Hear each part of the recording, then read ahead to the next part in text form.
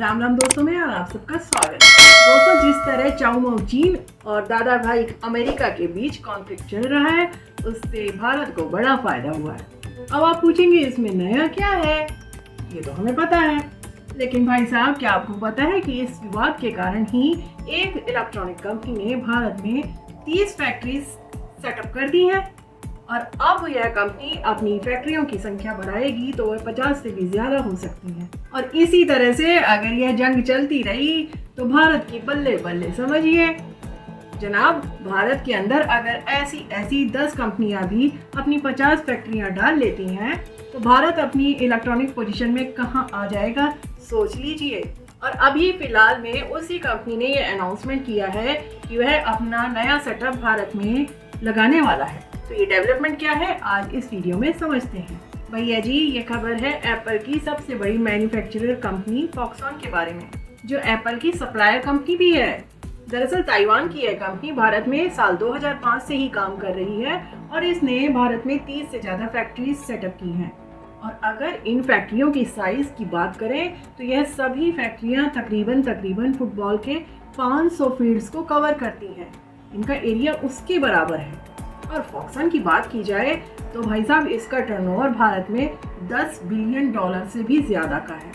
नवंबर 2013 से फॉक्सकॉन ने भारत में अपनी प्रोड्यूसिंग कैपेसिटी बढ़ाने का लगातार काम किया।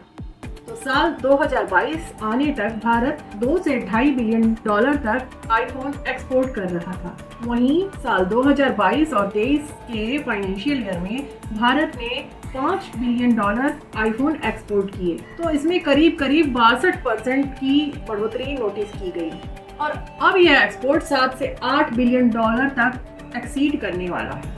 और सबसे मजेदार बात तो ये हुई कि भारत जिस चीज के लिए चीन पर डिपेंडेंट है वह है इलेक्ट्रॉनिक कंपोनेंट्स। तो रिसेंटली इस कंपनी ने बड़े स्केल में भारत सरकार के अंदर तमिलनाडु सरकार के साथ इलेक्ट्रॉनिक कंपोनेंट मैन्युफैक्चरिंग करने के लिए एक MOU साइन किया है।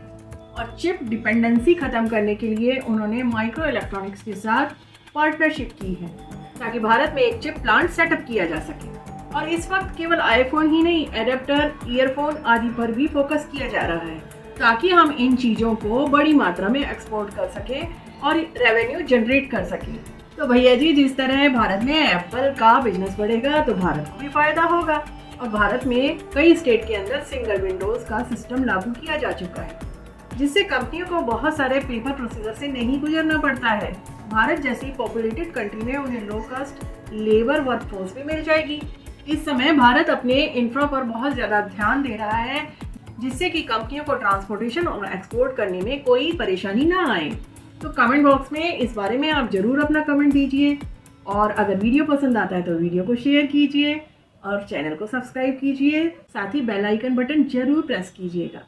तो मैं लेती हूँ विराम। आपको अगले वीडियो तक राम राम।